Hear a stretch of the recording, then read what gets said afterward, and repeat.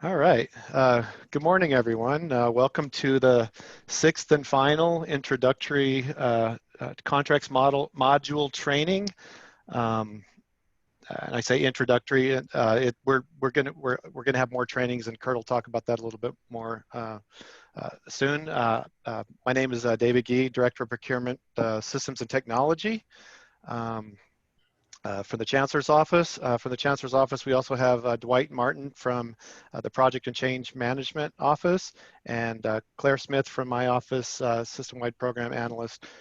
We also, from the Rise Now side, have Kurt Holton, a project manager for this project for Rise Now, and I'm going to turn it over to Kurt to introduce himself and the Rise Now team.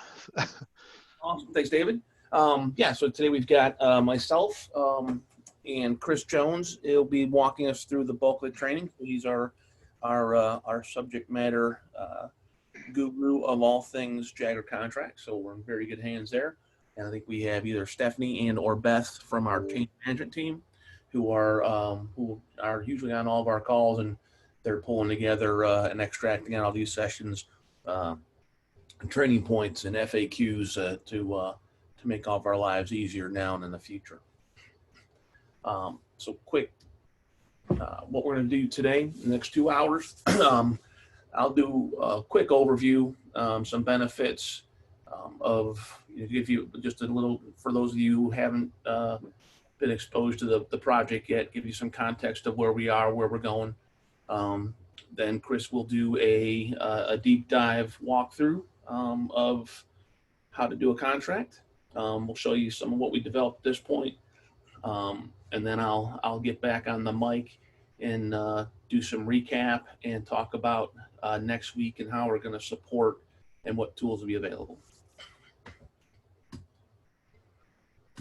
terms of overview, we are in phase 2 of what hopes to be a 3-phase effort.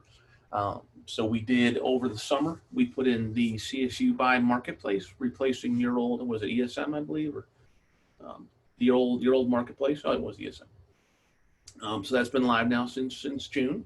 The nice thing is that as we roll out more capabilities and more modules, it all remains in the same system, same platform. So there'll be no need. So the URL you've been logging into for CSUBUY remains the same. So starting next week, you'll just have additional stuff available in there. Phase 2, there's actually 3 parts to it, which we've phased within. So phase 2A, it goes live on Monday with contracts. A couple weeks later, we have sourcing live, and then spending analytics will be mid-November, and that is, but that's for a smaller group, but that is also part of this, and that's basically the beginnings of what's effectively in some ways a data warehouse for all of our spend data. Then over time will just accumulate. When we get to phase 3, we'll be feeding additional information in there. So in January, there's a Cabo meeting to get approval for what would be phase 3. And that will be the big boy. That's going to be full P2P. So requisitions, purchase orders, receiving, invoicing, and full supplier management. So we'll talk a little bit about the training today about how we add suppliers and things. So just some early context. As we talk about supplier ads today, they'll be really just to be made available for contracts and sourcing. When we get into phase 3 is when we'll do full supplier onboarding and self-registration by suppliers and management of all attributes, etc. Some of the key benefits. One of the guiding principles we started with and feedback we got out of early focus groups was 2 things. Either one, they weren't using the system at all, so this would be a big improvement there. And 2 was those that use CalUsource, it was one of the bigger deficiencies was searchability. So as we've configured the system, as we've added new custom fields and defined contract types and related attributes, we focused on what are the most important fields for searching. So really, when you guys are going to go in the system and say, I want to look for X, Y, and Z, what is X, Y, and Z? We're making sure we have those readily available to be searched by. Some automation as well. We've incorporated the use of Adobe Sign that should be live soon. That may not be live right away on Monday. So some late breaking information. Uh, well, Jagger also, one of the keys for Jagger allows you to automate the redlining review process to some degree. So working with both internal and external resources, um, sharing those documents, in addition to the standard, track changes functionality Microsoft Word provides. Jagger has then enhanced compare tools and things. So as you receive different versions of documents from other folks, it gives you a really nice, handy side-by-side comparison of what the changes were and what the deltas are. And Chris will walk through all that. You also see we have the beginnings of one of our driving principles has always been to get the system out there live and be able to start using it. And then continually add on additional capability in the form of, templates or different libraries that we'll see. Again, what we'll start with will be, again, all your contract header information, authoring approvals, reviews over time, with input from different campuses or legal. We'll be putting together, the actual legal templates, and splitting out, clause libraries and alternative legal language that can then be, effective some degrees drag and dropped and help facilitate the creation of contracts. The other benefit, again, is just a new user interface. It's hopes to be a much more user-friendly experience than CalUsource. You can copy contracts, so you'll be able to have parent-child relationship with contracts, and again, just a lot more, hopefully, more feature-rich functionality. Quick points on what's done and what's still being developed. So, like I said, we focus on basic contract creation. We had good services. We're hoping to have IT templates out there in construction for next week. The fullest of the types that are available we'll go through today, and then as additional are rolled out, we'll be communicating that through a number of mechanisms, so everyone's aware of both, and we'll also communicate what's coming and when you can expect it. We have a couple small working groups for some of those that I just mentioned, along with auxiliaries and student agreements and leasing. Those will be coming shortly. Again, a lot of what we'll be doing in both what we've been doing in testing and what we'll look to do during go live is and through the support mechanism is also continue to solicit input from the campuses. What are some contract types or elements that we're not capturing that'll be beneficial. And again, we'll continue to enhance the system.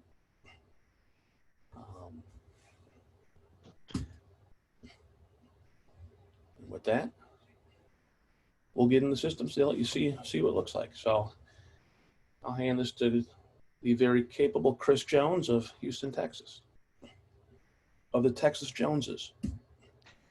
Thank you, Kurt. Go ahead and share my screen here.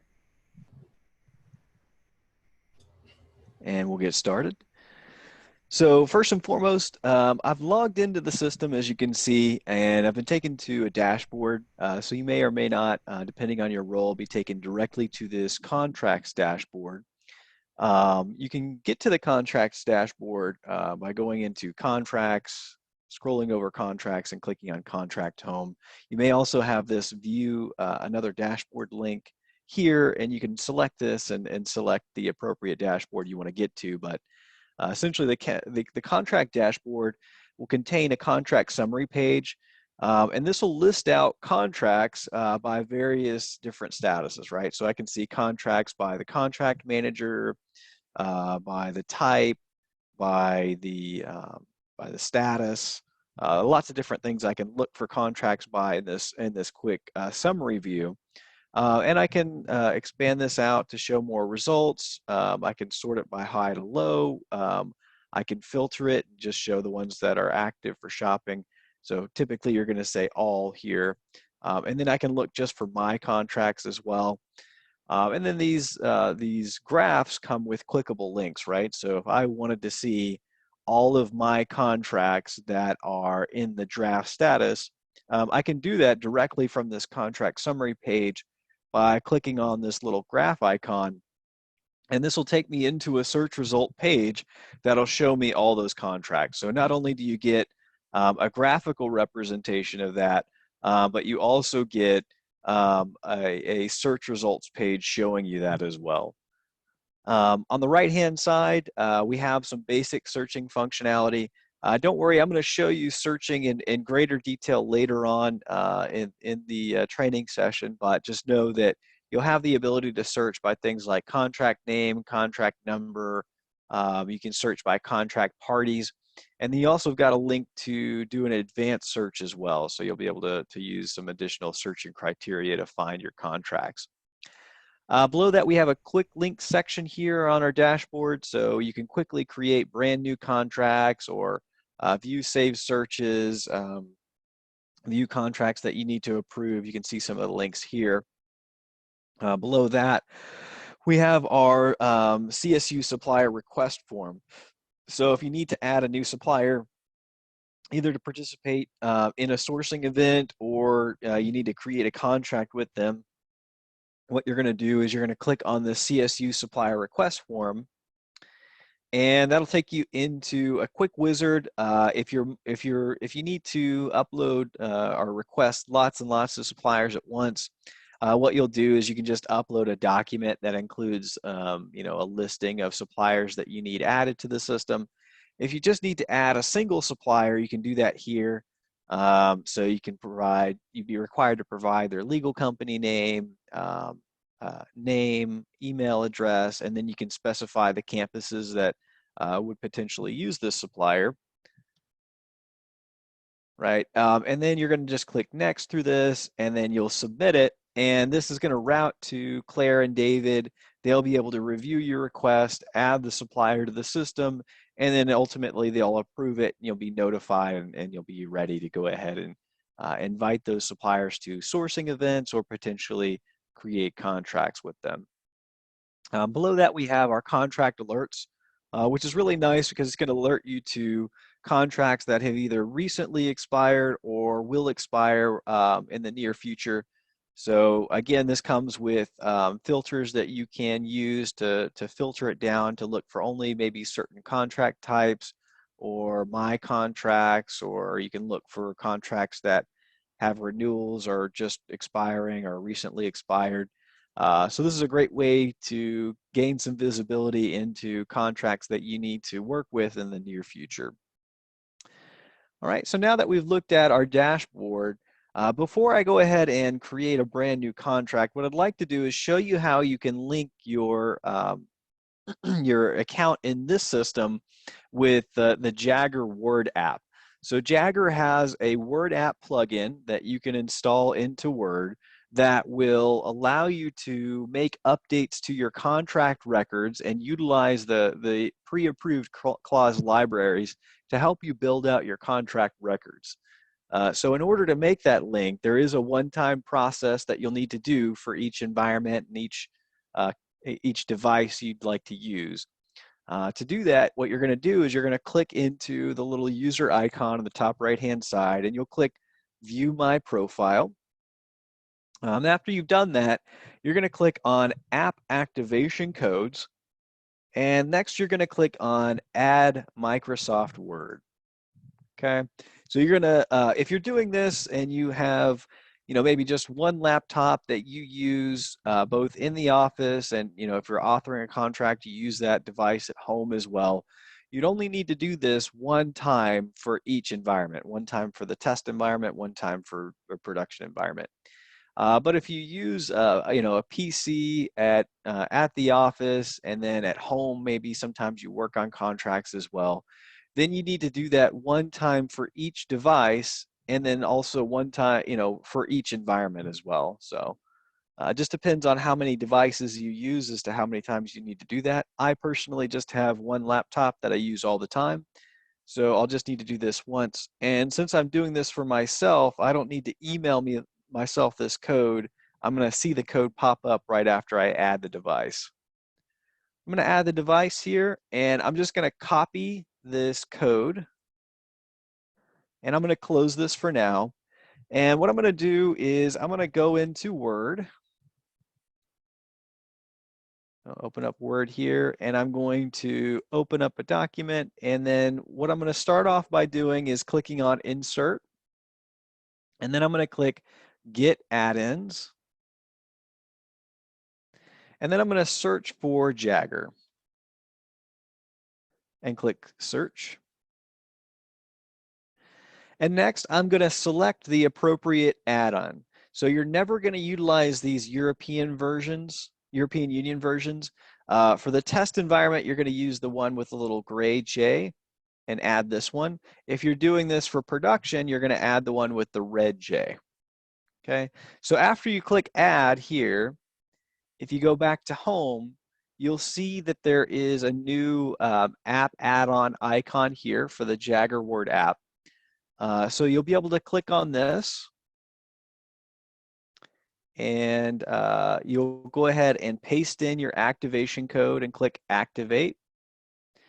And then you'll type in the password that you set whenever you added the key in your user profile. So now I've made the link between my my user profile in the system and the Jagger Word app.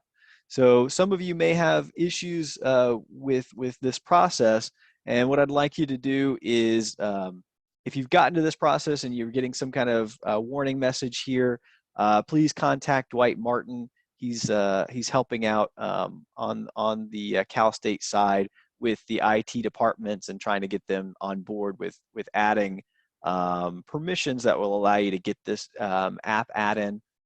So still in the works on that for some campuses. Other campuses not having as many problems with that, but just FYI, if you're running into issues where it's kind of blocking you, it may be that your campus IT may need to allow you to install add-in apps in Word. But let's go ahead and close this for now. And I'm going to go ahead and start a new contract. So to do that, I can do it in multiple ways. I can click Create New Contract here in the quick links, or I can go to Contracts, scroll over Contracts, and click Create New Contract either way. And I'm going to start by giving the contract a name.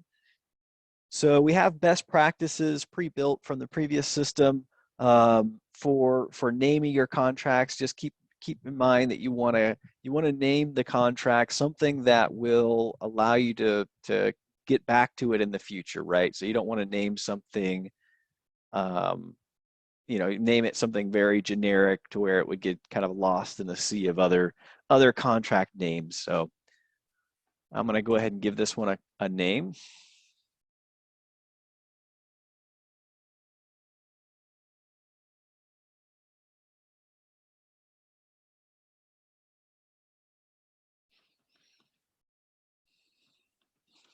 Okay, and then we're going to select a contract type. So you can start typing in the contract type if you know the types already. So I can just start typing goods here and select it. If you don't know the contract types, you can always click on the little magnifying glass, and it's going to give you a listing of contract types that are available. So I can select it from the list. Next, you're going to select your work group. So for many of you, your work group will be pre-selected for you because you'll only be tied to a single work group. There will be a small number of you who have access to multiple work groups to create contracts out of. So if that's the case, again, you can just start typing in the work group and select it, or you can click on the little magnifying glass, pop open this, and then find your work group, select it, and click Save Changes. So for most of you, you won't even have to select work group. It'll just be pre-selected for you. And then next, we've got our main document template. So for the very short term, we're not going to have any main document templates pre-built into the system for you. We're still kind of working to gather requirements and best practice documentation for your templates. So you'll in the near term future, you're always going to click create without having a main document template are selecting a main document template, but just note that we are, working with the campuses and with legal to try to get best practice contract templates built into the system so that they can pre-populate for you with information and make it easier for the contract creation process. But for now, I'm going to leave this one blank and I'm going to click Create Contract. Okay, so after I click Create Contract, you'll see that I'm creating the contract in draft mode here. So it came over with my contract name, my type, my work group.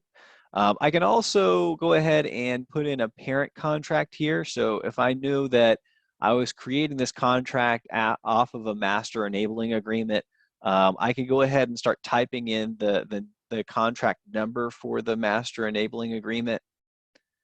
And then I can select it.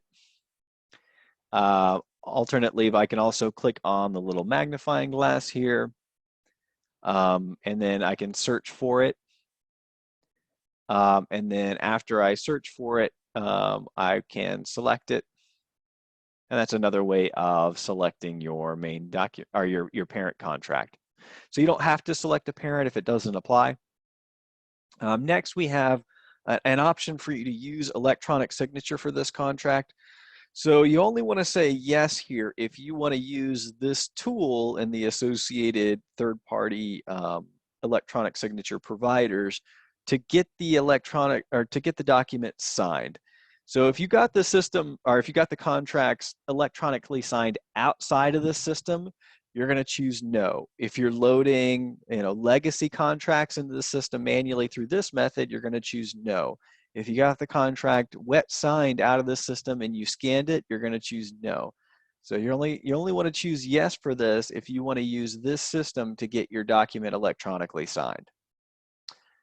Next, we have whether or not you want to show this contract record or documents in the contract record in the supplier portal. So eventually your suppliers are going to be able to register in this application. And if you say, yes, you want to show them these contract records, they'll be able to log in the system and find the contract records and potentially open up and view the attachments that you provide in the document. So this is kind of a yes or a no. It's going to default to yes. Next, you can provide a value for the contract. So this is an overall value, not a rate. Okay. Next, you can go ahead and put in a summary for the contract. So you can kind of define what the general summary of the contract is, and also you can put in any search terms you want to include as well.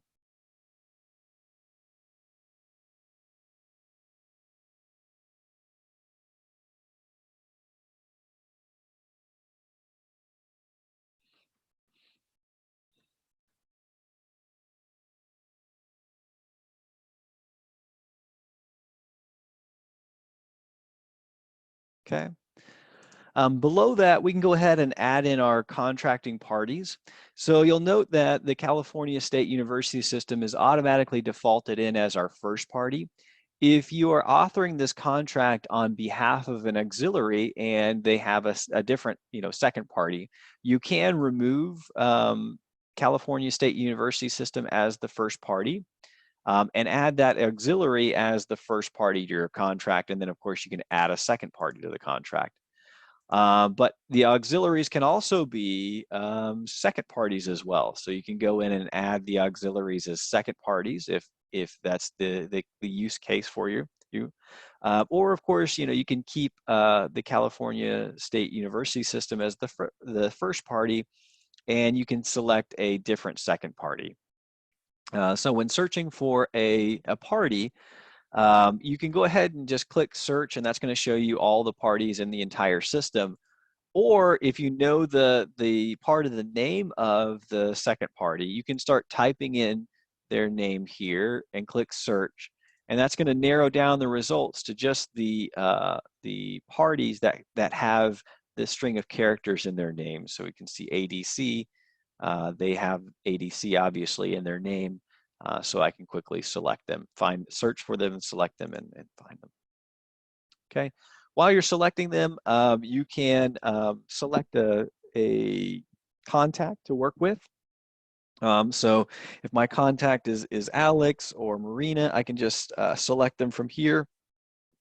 Or what I can do is I can add a contact and I can enter in their information here.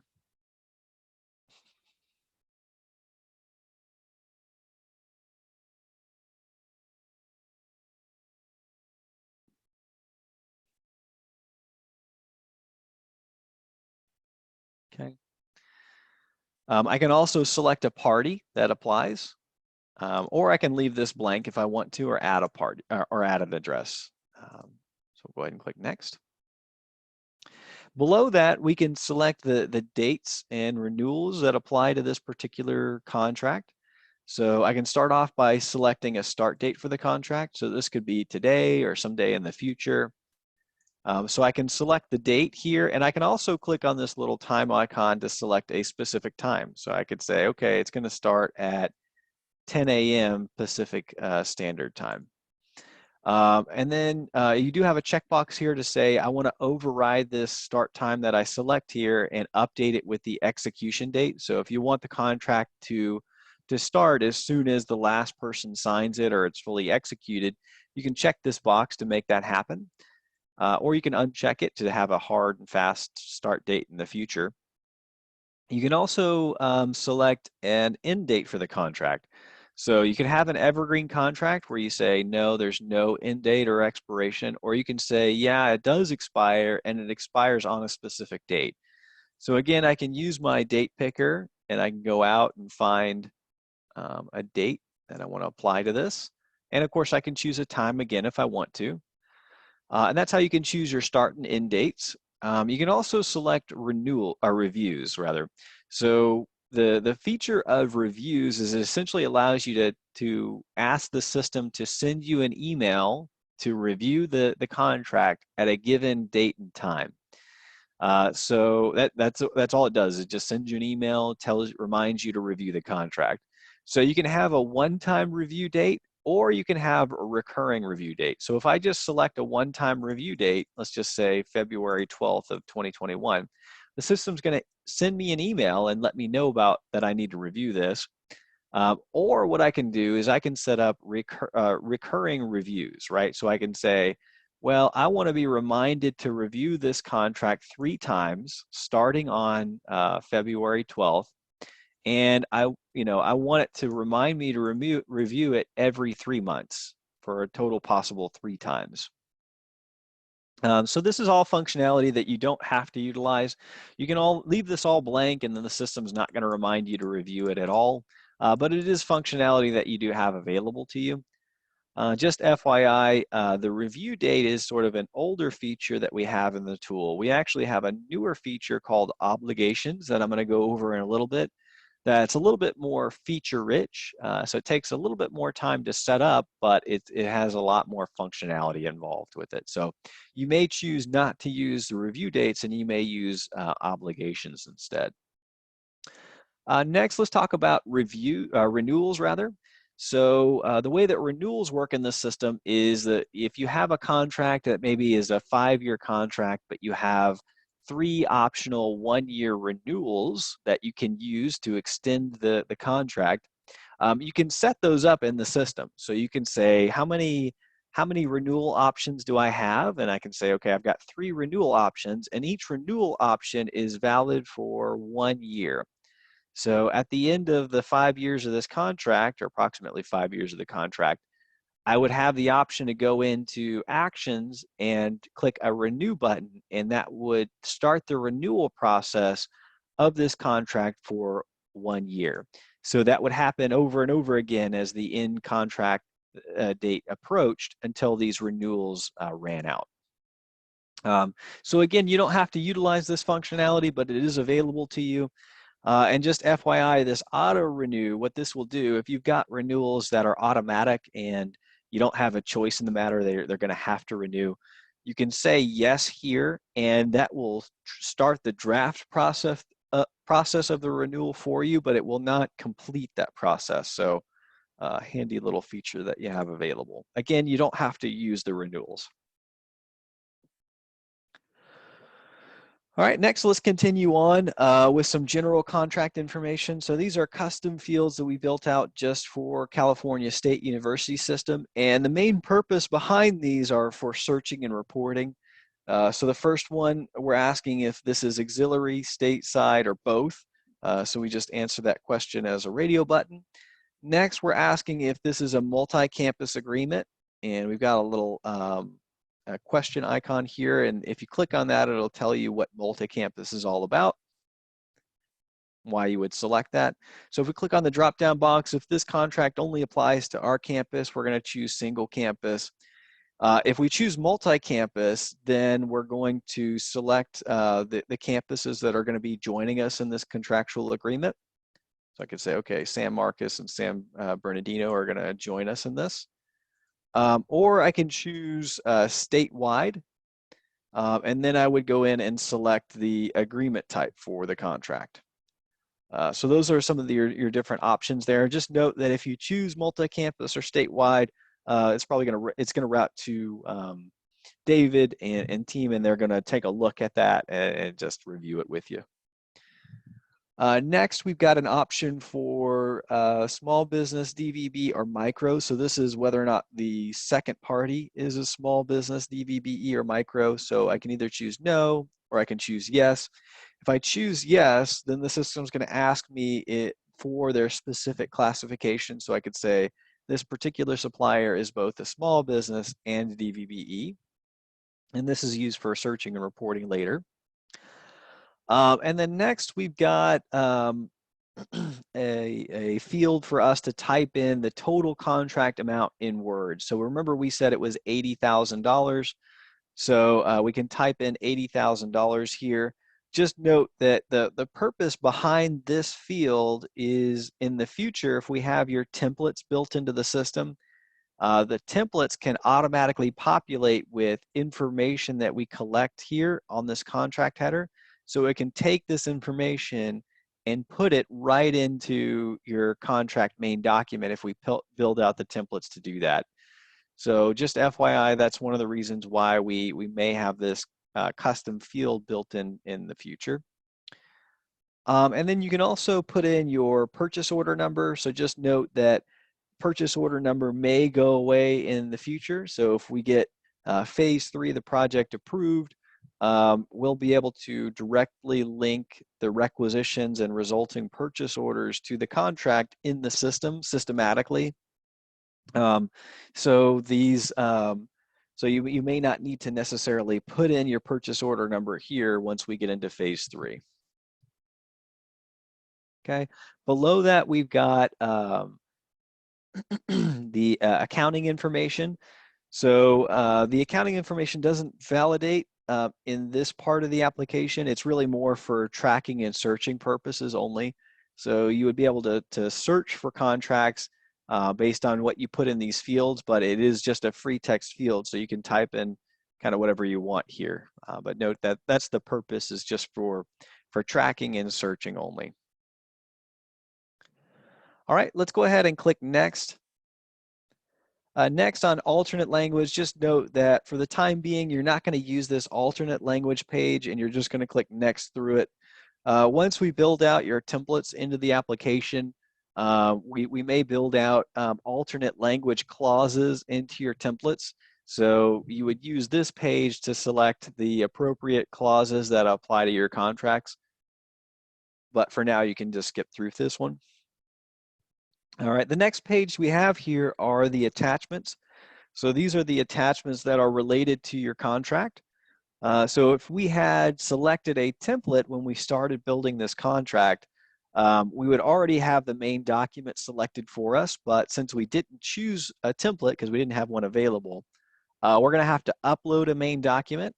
So to do that, we'll go ahead and click on the upload main document, and then we're going to upload main document. And then, as long as it's under 50 megabytes, you can just upload the file here. And even if it is over 50 megabytes, a lot of times you can break it up into multiple documents and upload multiple documents into the system. If you do have like a huge CAD file or something like that that you need to link to, what you can do is host it somewhere else and then link it here. But I'm going to go ahead and select the file I want to use as our main document.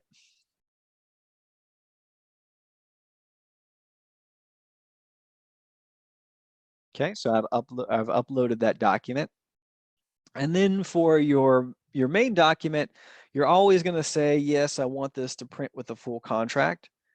Because what's going to happen is any of the documents that you include as print with full contract, they're all going to roll up into a one single PDF document. And that's the document that you would use to get electronically signed. And also the document you would kind of consider your full document, right? Your full contract record. If you do have documents that you want to load in to the contract record that would not be included, maybe just internal notes or memos that you would not want to be included in the fully signed contract, that's when you would say no here to print with full contract. You can also designate whether these would show up in the supplier's portal or not. And you can also designate whether or not this contract would show up in a contract summary page, which I'll show you in a little bit. So we'll go ahead and save that. And now I have successfully saved my main document. If I wanted to add other attachments, I can go ahead and click Add Attachment. And again, I can upload a document, I can add a link to something that's hosted somewhere else, or I can start with a blank document that I'm going to go in and populate later. And then I can select the file that I want to use if I am uploading it. So I'll go ahead and do that now.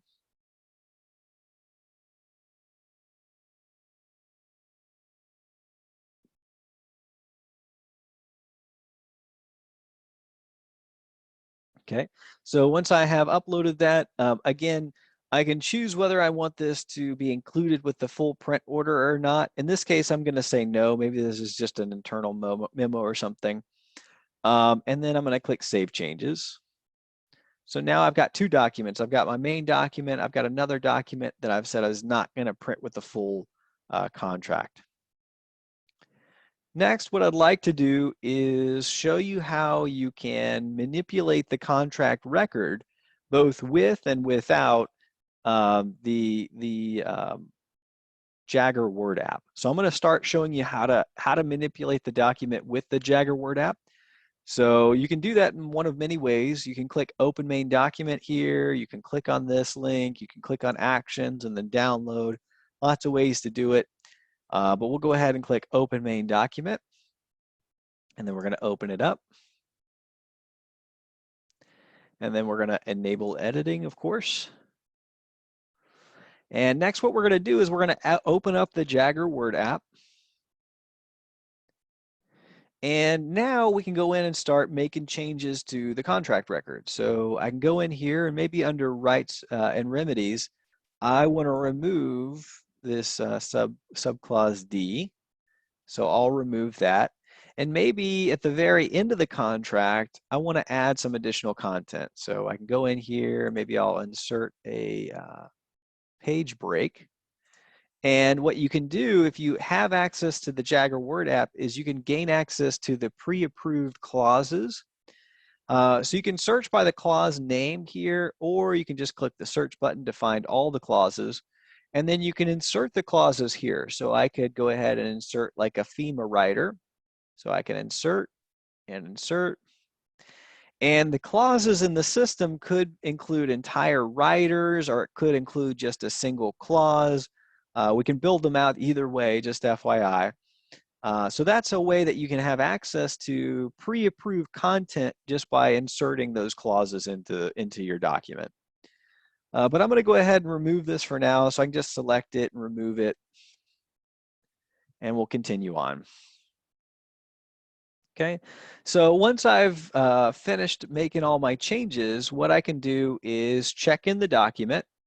So I'm going to check in the changes, but I'm actually going to keep the record checked out to myself because I'm going to need to make other changes, right? So I'm going to say that. And I can go ahead and just put in a quick note about the changes that I made. So I can say,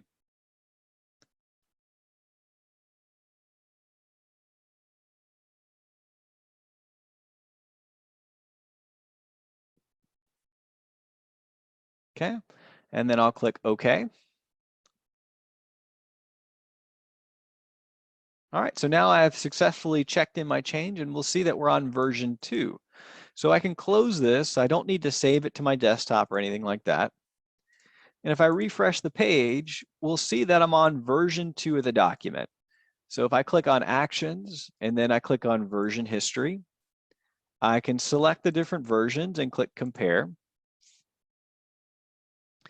And what's going to happen is the system's going to show me the differences between the two different versions of the document. So if I scroll down just a little bit, I can see, okay, yep, this is where I made the change. I removed, subclause D from rights and remedies. So we'll go ahead and close this. And next, I want to show you how you can update or upload a new version of this contract main document without using the Jagger Word app. So if you lose access or you can't get access to the Jagger Word app, let's show you how you can make changes to that main document. So again, I'm going to go ahead and open up the main document, and I'll open it up, and I'll enable editing. And I'll scroll through and find the change that I want to make. So let's just say that I want to remove this from packing and shipping and shipment. Okay. And now what I'm going to do is I'm going to go ahead and save my document to a drive or to my desktop or somewhere that I have access to.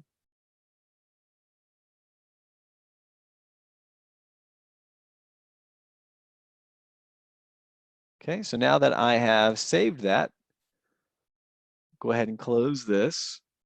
And what I would do is I'd go to Actions, and then I would upload a new version, click File, and then I would select the document.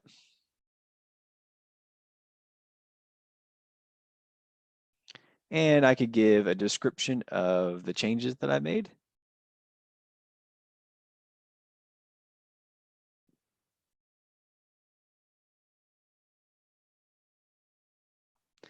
And save changes. So if you're not using the Jagger Word app, a couple of the cons: you don't have access to the clause library, and of course you do have to save it and download it and save it and upload it. Whereas if you do have the Jagger Word app, you'll be able to work directly in the Jagger Word app, check in your changes, you'll have access to that clause library. So there are definitely some pros to having the Jagger Word app. But it is still possible to make changes as the contract manager to your contract record without it. Okay, so next, let's move on to obligations. So we'll go ahead and click on obligations. And from here, we're going to go ahead and add an obligation. So as I mentioned earlier, obligations are similar to the review functionality in that the design behind this is that it will send you an email notification for an obligation that you set up early on in the contract authoring process, right? So to add an obligation, we'll just click Add Obligation. And then if we've got a library built out for us, we can select an obligation from a library, a pre-built library, or we can just click Add New Obligation. We're going to give the obligation a name. So we'll call this one Insurance Reminder, and we'll say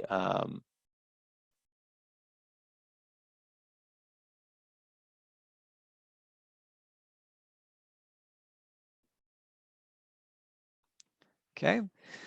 If we have tags built into the system, you can tag it, but you don't have to do that. And then you can determine whether or not a document will be required in order for you to mark this obligation as complete. So, someone in the system, someone at CSU will be going into this contract later to say, yes, this obligation has been fulfilled. So when they do that, you can check this box to say, they have to upload a document when they're saying the obligation has been fulfilled. And then you're going to set up a schedule for your obligation. So how many times does this need to be fulfilled during the course of the contractual agreement, right? So If it's just a one-time thing, what you can do is just select, a date here. So it could be on the start date or on the end date, or it could be on a custom date. You could say, okay, on April the 22nd of 2021, I want the system to send some people a reminder about the insurance, right? Or you can have it be recurring. So you could say, well, actually, starting on the contract start date and repeating every 6 months on the second Tuesday of the month, all the way until the contract end date, I want to send somebody a reminder to do something, right? Collect insurance or send a release notice or remind somebody to pay the vendor for services rendered or something like that. So this is how you set up the schedule. So you click next, and next what you're going to do is you're going to decide who am I actually going to remind about this, right? So you're going to click Add New to add an owner or stakeholder. And then under Role, you can select if it's going to be a first-party owner or stakeholder or a second-party stakeholder. So we'll choose first-party owner, and we'll say it's going to be the contract manager, or you could pick another user here. So if you're picking another user, just know that they have to have an account in the system. But they don't have to have a specific role, right? So you really just need to get them to click on the link to create an account in the Jagger indirect system, but they don't have to actually have a specific contract manager role or anything like that. But we'll go ahead and choose our first party manager, and we'll give them the task of reminding the second party to send the insurance.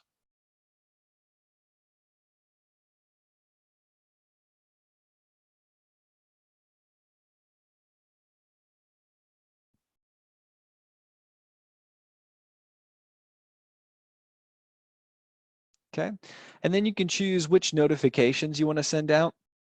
So do you want to send out a notice before it's due? Do you want to send a due date notice? Do you want to send a notice after it was due? And then do you want to send a notice when somebody goes in and marks this obligation as complete? So most of the time you're going to uncheck that one for sure. And then we'll click Save and add another. So you can have one person be reminded about this obligation, or you can have multiple people. So I can go in and select that I want to also notify the second party. And I can say, oh, you know what? I want to notify that person I just added. And when you give them a task or a note, this task or note is going to actually show up in the email notification that gets sent out by the system.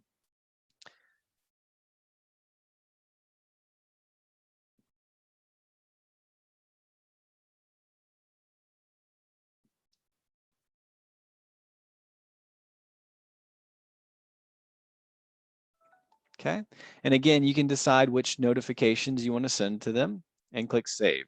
So now I'm going to send out notifications to two different people, the contract manager and the second party, this specific person. These are the notifications I'm going to send out about this obligation. And now I can say how far in advance the advance notices go. So I can say 60 days out, 30 days out, and 15 days out, I want to remind people about this obligation, right? Or you can say, I don't want to send 3, let's just send 2. So I can leave this one blank and just send out a 60-day notice and a 30-day notice. And click Save Changes. And now you can see the system will automatically build a schedule for me of all the occurrences of when this obligation will be sent out. Okay. Whenever these obligations are fulfilled, what you're going to do is go into the system and you'll go to contract action, or you go to actions here and you'll mark them as complete, and you'll give a completed date. You can provide some notes, and then you'll attach the document in this case because I said the document is required. So that's how all this is going to work. I'm going to go ahead and just cancel this series or delete this series, but you can come up with one or multiple obligations for each contract record. Next, let's get into review rounds. So the purpose of review rounds is essentially to allow you to send the contract document out to either internal users at CSU or out to your supplier or third-party legal to have them redline the document and return it back to you. So if you need them to look at the document, make changes, or just look at the document, you can easily do that by creating these review rounds, and that'll allow them to review the document.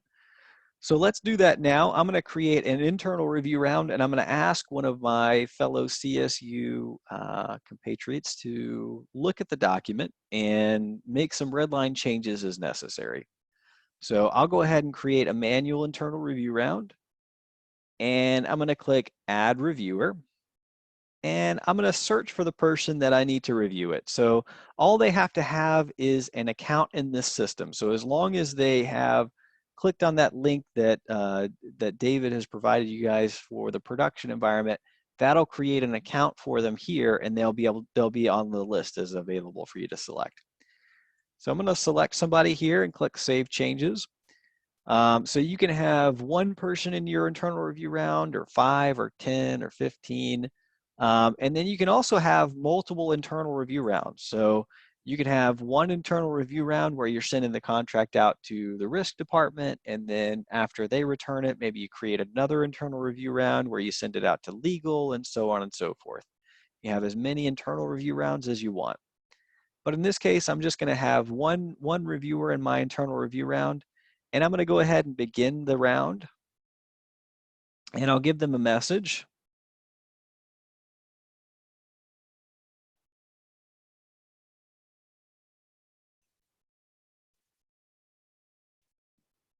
Okay, and then I'm going to click Begin Internal Review.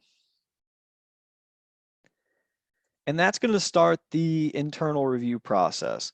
So what's going to happen is the internal reviewers going to get, if they've signed up for an email notification, they'll get an email and they can log into the system and find the document to review. Or if they have not signed up for an email for when they need to do an internal review, they could also just be in the system and find it in the in-app notifications. So either of those will work. Just depends on that person's preferences. So I'm going to log in as that other user, and we'll take a look at how this will all appear for your internal reviewer. So just FYI, this is the email notification they can sign up for. So as you can see, it tells them, you know, dear, and then this is their name. This contract number is ready for your review, and it's got a link for them to click on to get into the contract, right? And even shows them who sent this and their message to their internal reviewer. So they could click on this link to get directly into the contract, or if they're already in the system, so I'll pull over this local user here. If they're already in the system, they can also sign up for these in-app notifications. So if they click on the little bell icon, they can also see, okay, I've got a contract ready for my internal review. And they can click on this here, and that'll take them directly into the contract to review. So 2 different ways to kind of be notified about most things in the system. Either, you know, an in-app notification if you're in the system all the time, or an email if you're not in the system all the time. But as this internal reviewer, we're going to start off from the perspective of an internal reviewer that has access to the Jagger Word app. So if I have access to the Jagger Word app, what I can do is I can go to Actions, and I can check out the document, and I can go back to Actions, and I can open it up. Hey, Chris, am I the only one who's not seeing the screen progress? Oh, sorry about that. Oh, phew. Okay, thank you. Sorry. Whoops. So let me go back just in case you couldn't see that. So I went to the bell icon, and that's where I clicked on a notification preference to get me into this contract record. And then what I did was, here, I'll check it back in. I checked out the document to myself. And now what I'm going to do is open the main document as the internal reviewer. So we'll go ahead and open up this main document. And now again, I'm going from the perspective of an internal reviewer that has the Jagger Word app. So what they're going to do is click on this Jagger Word app icon. And I'll go ahead and log in. Oops. That's better. And again, the internal reviewers, if they have access to the Jagger Word app, they can insert clauses as well. So they can go to approved clauses and they can search for them and insert them into the document. Or they can just make their changes as usual, right? So maybe this person is going to go in and delete this clause here. So maybe they can go in and delete this. And whenever they're done making their changes, what they can do is they can check in their changes and they can tell you what they did, right? So they can say, okay, removed clause 16D. And they're going to click OK. And what's nice here is after they've checked in their changes, they can go ahead and say they're done with their review right from the Jagger Word app. So they click done with my review, say all done, and OK. And that's it, they're done. That's all they had to do. So they can close this, don't have to save it. They maybe close the whole application or go back to their home page and start working on something else, right? So now I'm going back as the contract manager, and if I click on review rounds, I can see, okay, great, my internal reviewer is all done with their review. If I go back into attachments, I can see, oh, we're now on to version 4, and I can go to version history, and you see it tracks their changes here, so it shows the comments that they made. I can compare the different versions and see the changes that they've made.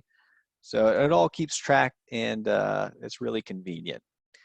But once they're done with their internal review round, you'll see that the document's been checked out, so or checked back into the system. So I can check it out if I needed to go make changes. So if I wanted to go add an obligation, you'll see I can't add it right now because the document's checked in. I'd have to go ahead and check it out in order to go and add content to the system, right? So to go in and adjust any of the settings on the header page or go add obligations. So that's a nice feature of the tool, is you can check contracts in and out. So if you're working with somebody at a different campus on a single contract, I could start working on it, make some changes, check it in. That would allow the other campus to check out that contract, make their changes. They could check it in. So that way you're not stepping on each other's toes while you're trying to update the record, but you can both work on it. So you just kind of check it in and out to make sure that you're not overriding each other's changes, but you both have access to the contract record. So let's go back to internal review rounds. This time I'm going to show you how you can invite an internal reviewer to help you modify the document who does not have access to the Jagger Word app. So we'll go ahead and click Create Manual Internal Review Round. And I'm going to go ahead and add a reviewer, and I'm just going to go ahead and add the same reviewer, but this time they're not going to use the Jagger Word app. So we'll go ahead and select, save changes. We'll go ahead and begin our round.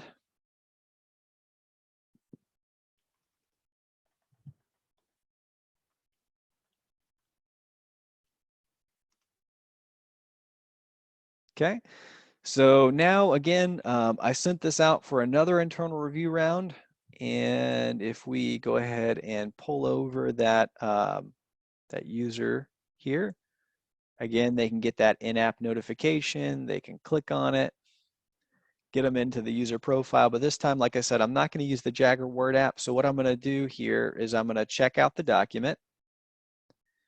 And they can still open up the document. Open it up. But they're not going to have access to insert pre-approved clauses. They can still make changes here. So maybe they go in and they're going to remove, I don't know, maybe this. packing and shipment, right? So they adjusted packing and shipment. And next, what they would need to do is save it to a drive or their desktop or somewhere they have available.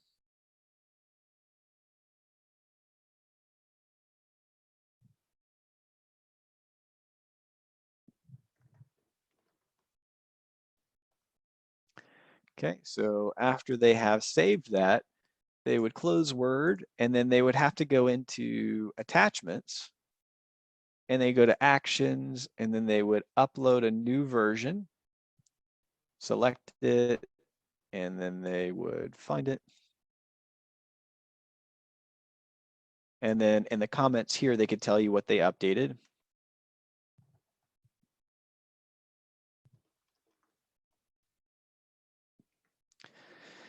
Save changes. And then what they would do is they go to internal review round, and then they'd have to go here under actions, or they can go up here under contract actions and say, I'm done with my review.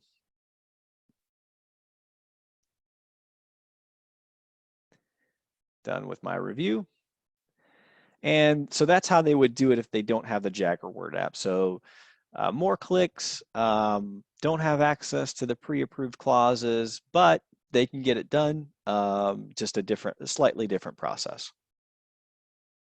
And just like before, if we go to attachments, it's going to track those changes as well as a new, in a new version. Okay, next let's take a look at how we can start an external review round. So if we need to send this contract record out to the supplier or any of the supplier users and have them review the contract, what we're going to do is we're going to start an external review round. So we're going to click that button to start the external review round. We're going to add a reviewer. We'll give their name.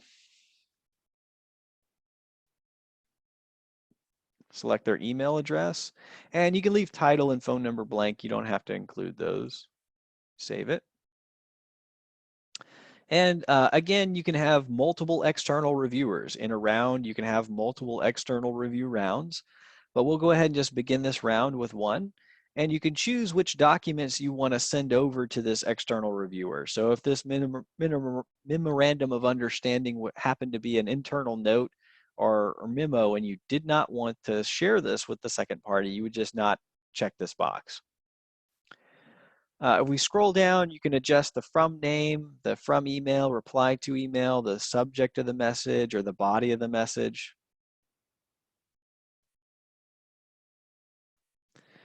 Just FYI, these are called placeholders, so this is going to get replaced with information about either the contract or the second party itself. So when we're ready, we'll go ahead and just click Send Mail. And now the system, you can see here, it says the email has been queued and will be sent in just a few minutes. So it's going to take a few minutes for that email to go out, but it will ultimately get sent out to our second party, and they'll be able to review the contract. So that's going to take just a moment here. But let's go ahead and let's go into some other things for now. Let's go into users and contacts and take a look at that. So under users and contacts, it's going to list out users or contract managers who have access to the system, either from the workgroup tie or just ones that you add. So if I was working on this contract and I wanted Cal Poly to also be involved because maybe they were going to use this contract as well, what I could do is I could click Edit Users here, and I can go ahead and add different people from other institutions, right? And click Save Changes. So if I do that, if I add other contract managers, now Jane would be able to find my contract record, and if I checked in the record, she would be able to go in and help me make changes to this contract record.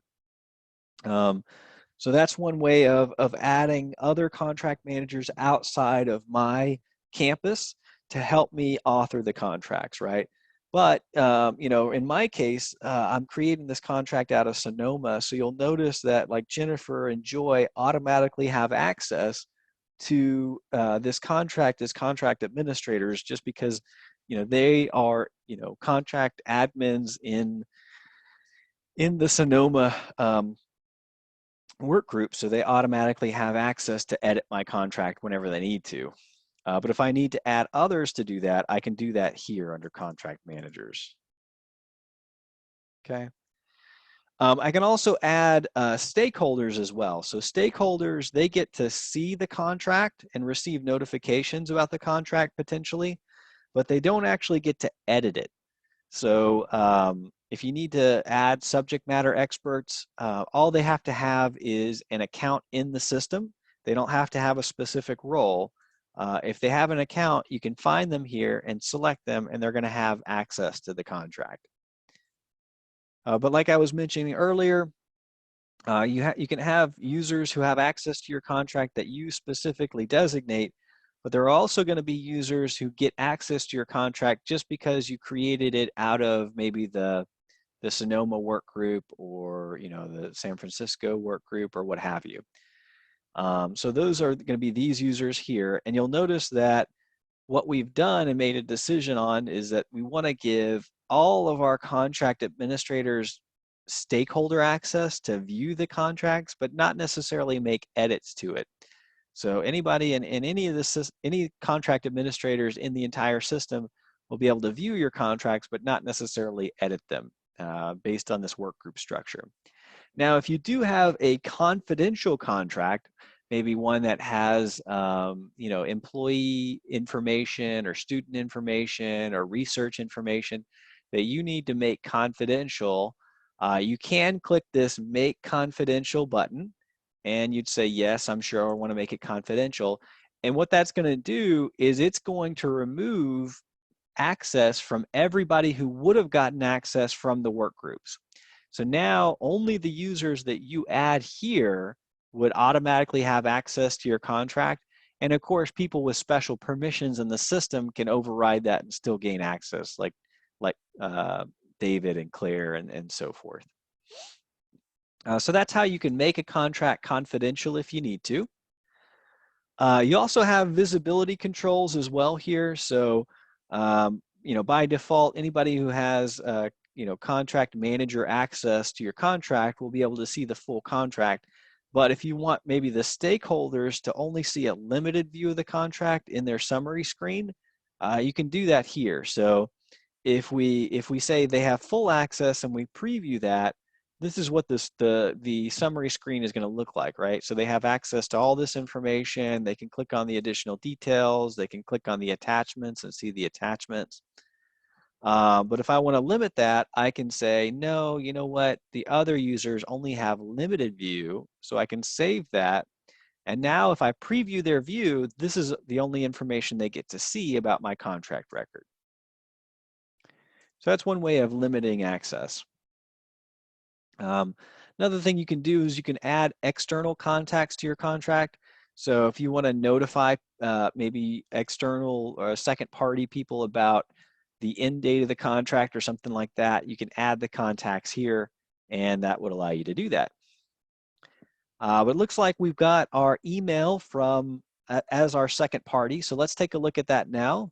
Remember, I started that external review round where I sent it out to our second party. So this is when it was sent. If I take a look, here is the email notification that our second party received, and you can see it says, dear, their name, and then, this is the body of the message. Now, as the supplier or the second party, I can download the document, make some changes, and respond back to this message. So that's what I'm going to do now. So I'm going to start by downloading it. And remember, your suppliers are not going to have access to the Jagger Word app at all. So they're gonna need to just go in and start making changes. So maybe they remove this, right? So they'll make their changes, and then ultimately they will save it somewhere.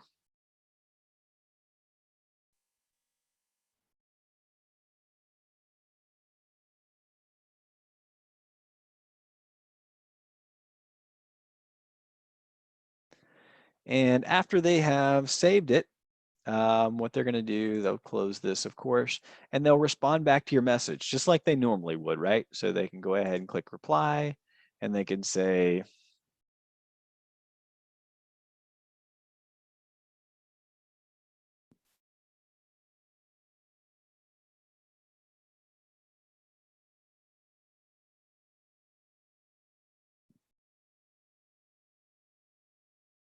right? And then they're going to attach the document, of course.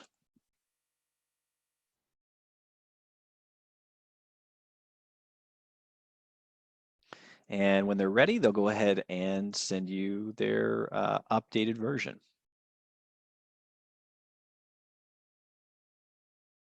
All right, so let's continue on with notifications, and then we'll get back to this in just a moment. So in the notification section, this is where you're able to determine which notifications of the ones listed here that you want to go out. So by default, it's not going to send any of these notifications, right? But if I wanted the system to remind me in advance of when the end date was going to pass, then I would want to check this box and say, I want my contract managers, maybe not the ones from the work group, but just me, to be notified that the end date is going to come up, right?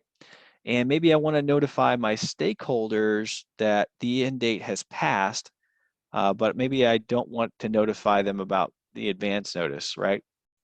So you get to pick which of these notifications you want to send out and which groups of people get the notification.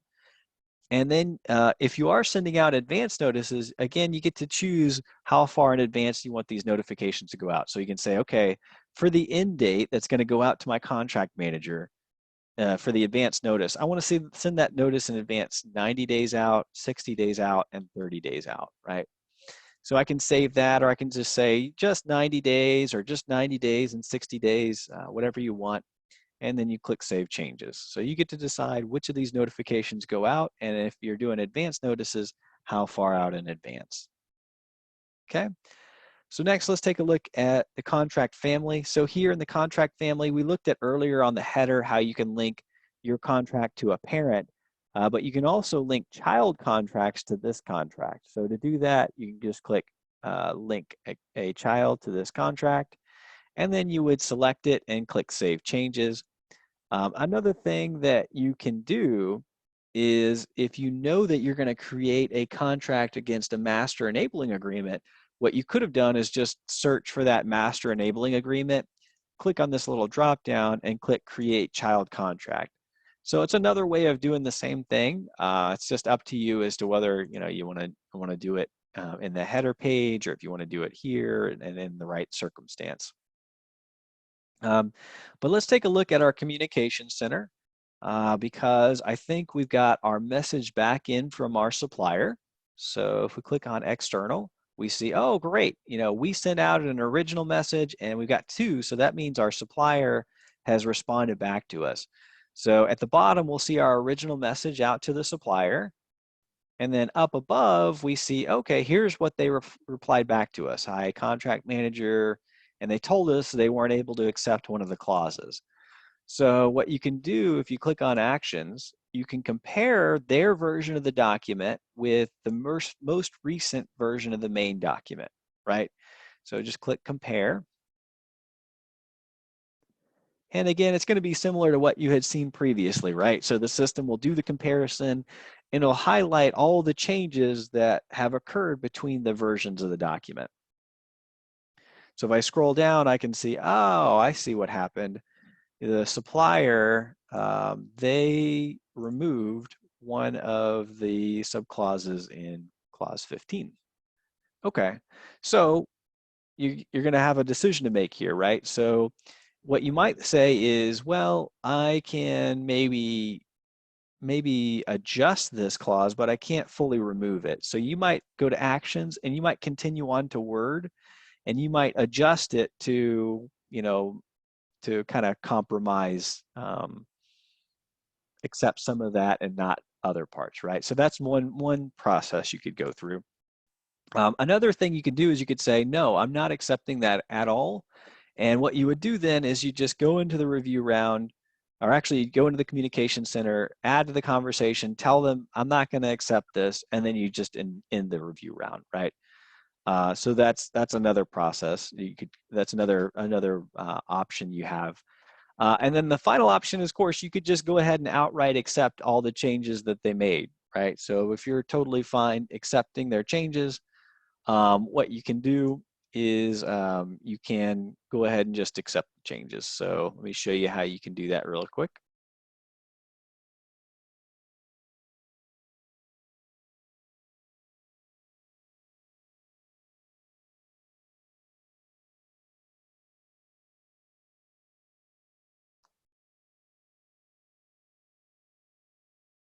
Sorry, everybody, I'm having slow internet issues.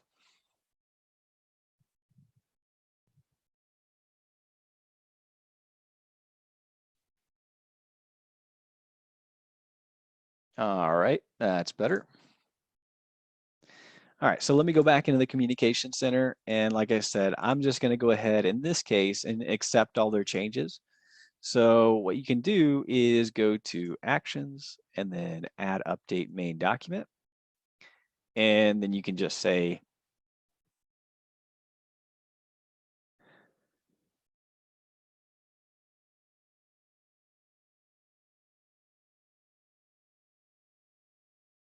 okay, and then save. And now I have successfully overrode my latest version of the contract with the one that they provided. And then I would go into review rounds and I would go to actions and just say done with review, because the second party is not going to have access to this system. So you're going to kind of do it for them.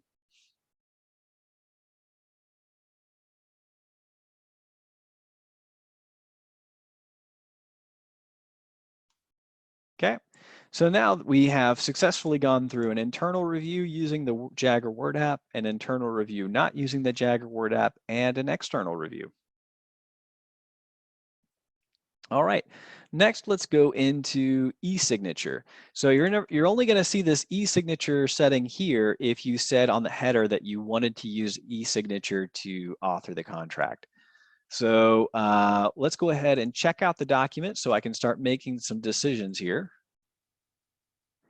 And I can go ahead and edit this. So first and foremost, you're going to decide whether you want the signers to sign in a specific order or sequentially. Or you can say, I don't care which order they sign it in, as long as they all sign it. That's what parallel means. So they can all sign it in any order they want to. So most of the time, you're going to choose sign sequentially. And then you're going to choose how you want the signature blocks to be placed. So right after we go live, you're always going to choose manual placement by contract manager. The only time you're going to choose automatic placement of e-signature application is when we have pre-built templates into the system for you, and you know that it's the regular number of signers, right? So if we've built out a template for you and the template's designed to have 2 signers and you've got 2 signers, then great, you could use automatic placement and it's going to save you a step in the future. But if we don't have the template built into the system for you, or if you got an odd number of signers, maybe you need 3 signers instead of the regular 2, then you're going to have to use manual placement. And of course, if you're using the vendor's paper, you're always going to use manual placement. So we'll go ahead and save that. Next, we're going to add our signers. So we're going to go ahead and select the second party as the first signer. And we can choose from our list here. Or if we need to, we can manually enter a signer. So those are the options. We'll click Save Changes. And next, we're going to add another signer. And this time, it's going to be the California State University system. And we can select one of our contacts here. Or I can go ahead and manually enter them.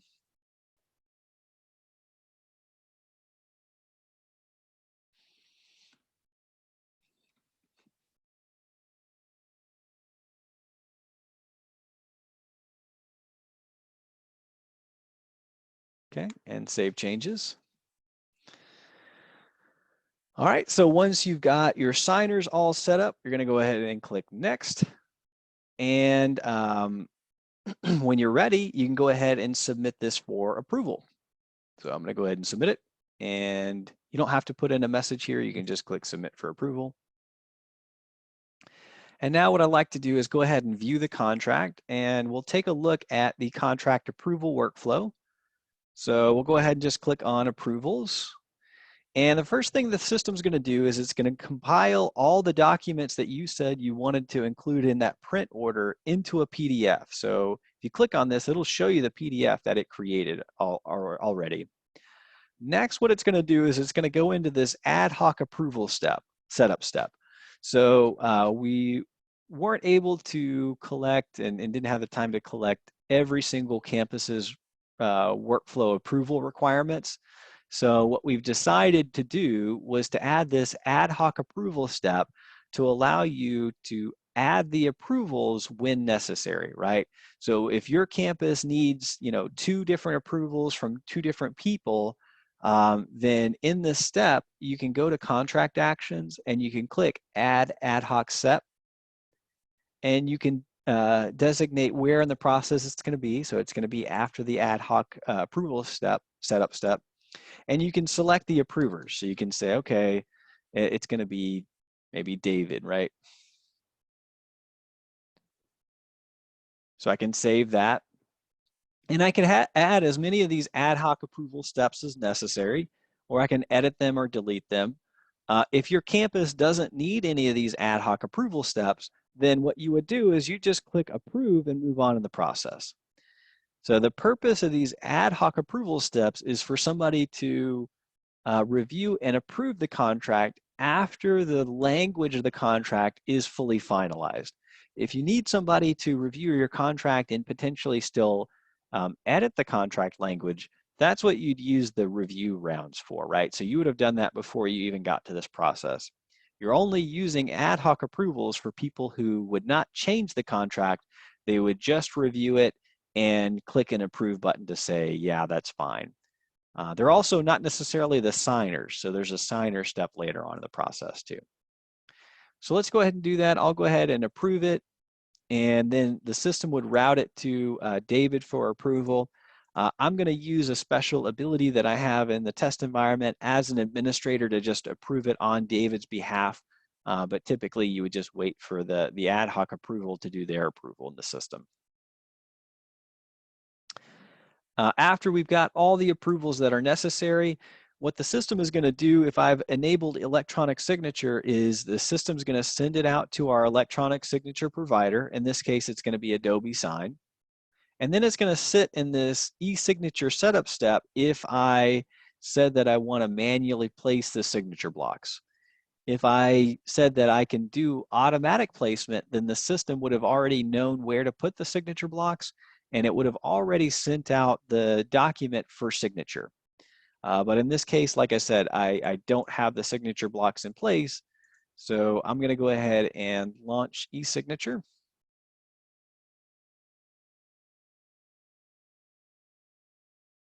And it's going to go ahead and launch the e-signature provider's application. In this case, it's Adobe Sign. And from here, I can scroll down and I can put in my signature blocks. So I can say, okay, for the second party, I want their signature to go here. And I want their name to go here. And their title to go right about here. And maybe a date that they signed to go right here. And then if I switch over to my first party, I'm going to say signature goes here. And name is going to go here. And title going to go here. And the date they signed is going to go right there. Okay, so once I've set up all my signature blocks, I'll go ahead and click send to send this document out for signature. Okay, so I can close this, and what I can do is let me go ahead and check the second party's email, and sure enough, they've already got an email notification asking them to sign the contract. So they can go ahead and click review and sign. And of course, they can review the contract, and it's not going to say, test document in the production environment. They can go ahead and click on the little start icon. This will take them down where they need to sign it. So they can sign, apply it, put in their job title, and it automatically puts in the date that they signed. Click to sign, and they can close this because they're all done. And then after we get that signature, it's going to go to the next person who needs to sign.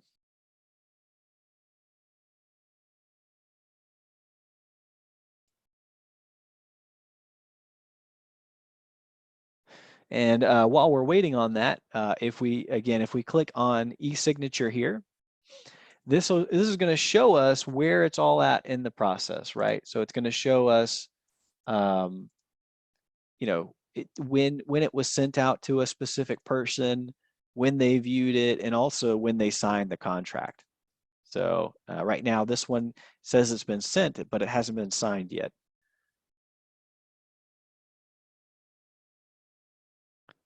So just need to click on that real quick. And now I'm in as the first party signer, so I'll go ahead and sign.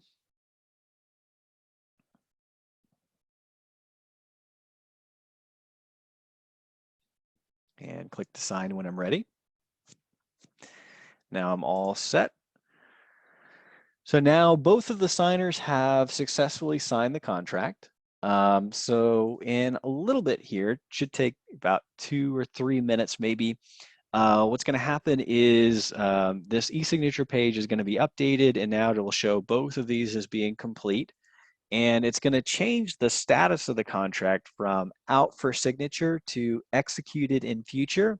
And then when the start date passes, then it's going to say it's executed in effect.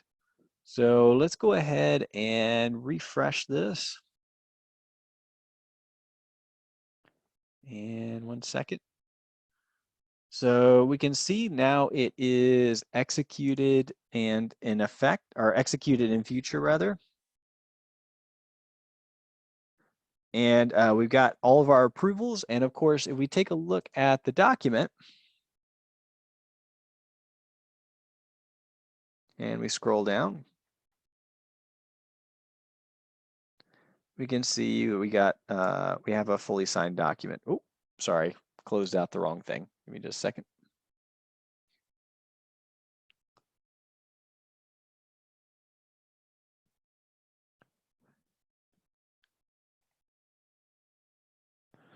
All right, so does that make sense to everybody how you can get the document electronically signed? And then once the start date passes again, it's going to show executed in effect. All right. So next, what I'd like to do is show you how you can get a contract manually signed into the system, like not using the electronic signature functionality. So what I'm going to do is I'm just going to make a copy of this one.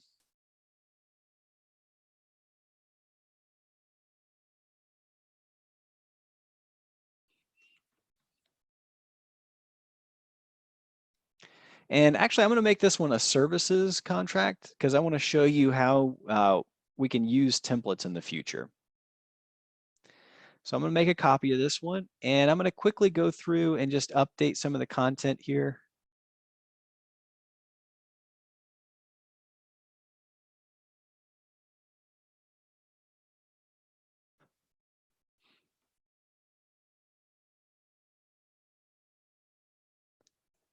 Okay.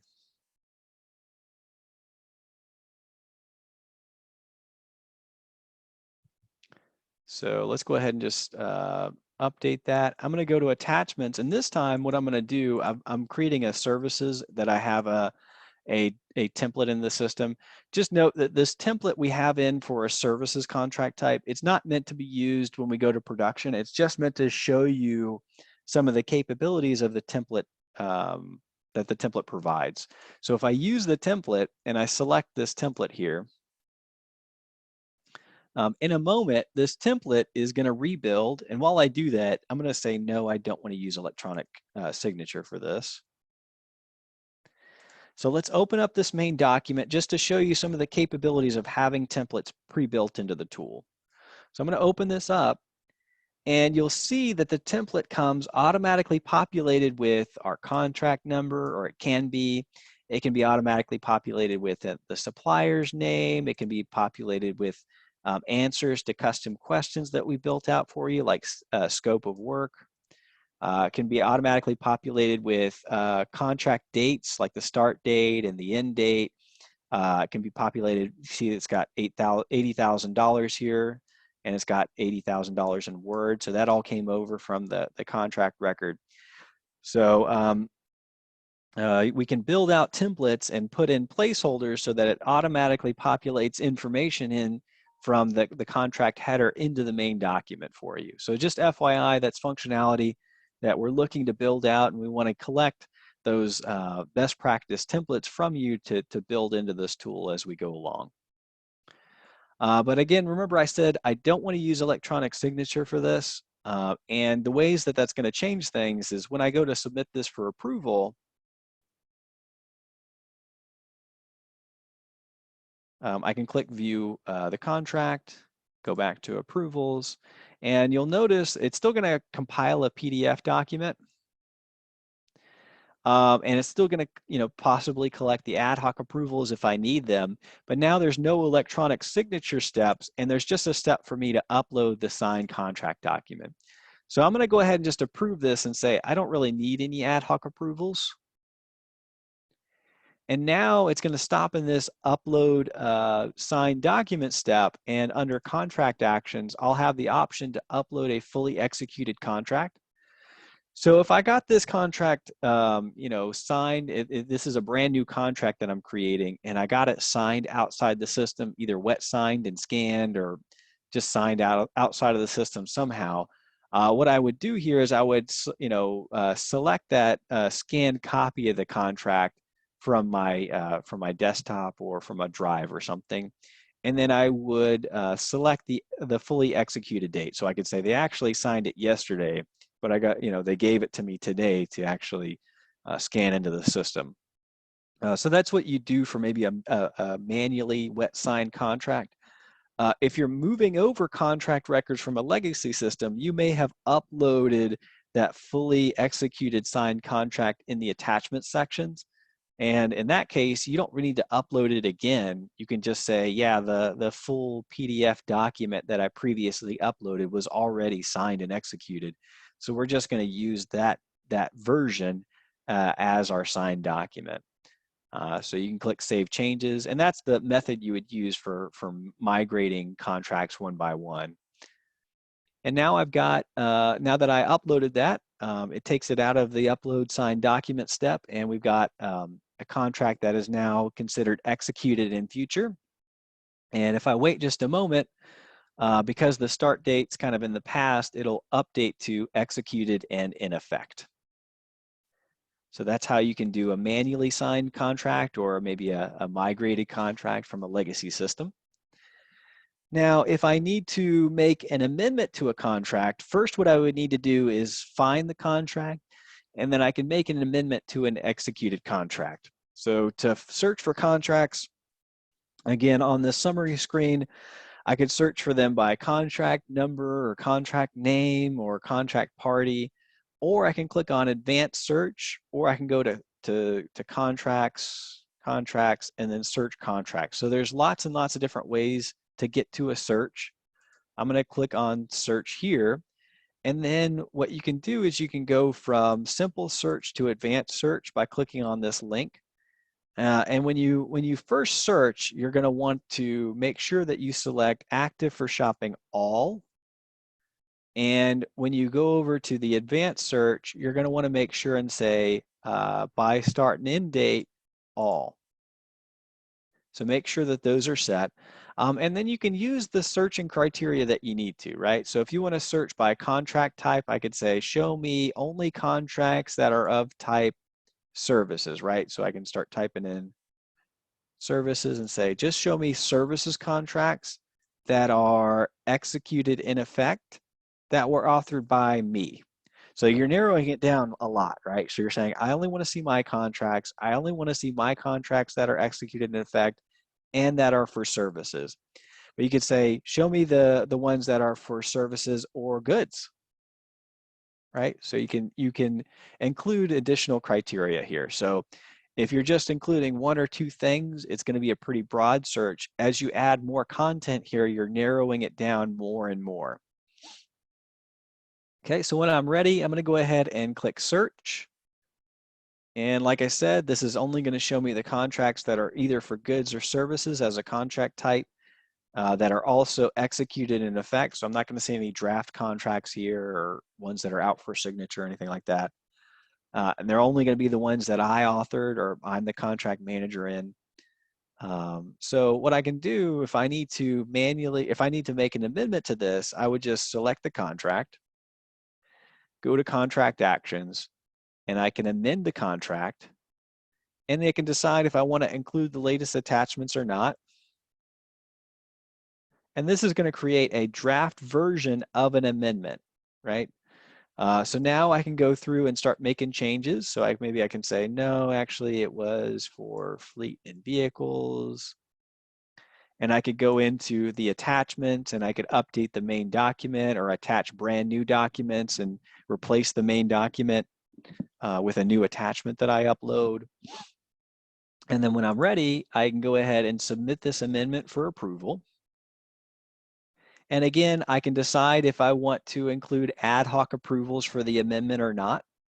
And it's going to compile the PDF for me, or the documents into a PDF.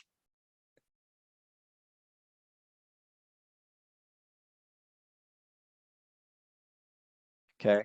And then, like I said, I can choose to have approvals or not. In this case, I'm just going to approve it.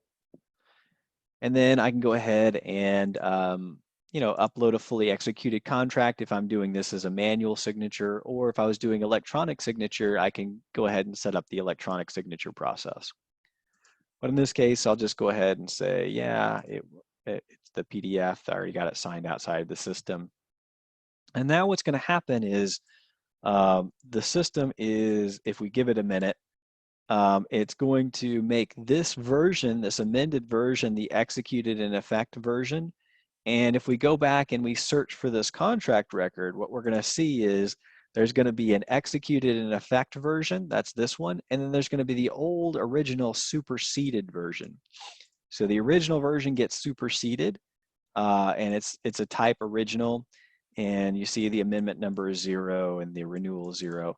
And then we've got our amended version, and its amendment number is 1. And you can see it's an amendment, and this is the current version of the contract. All right, so that concludes our training session today. Let me go ahead and pass it back to Kurt, and he'll continue on with our presentation.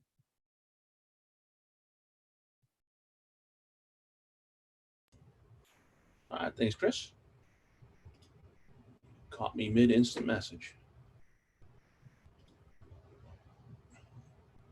All right.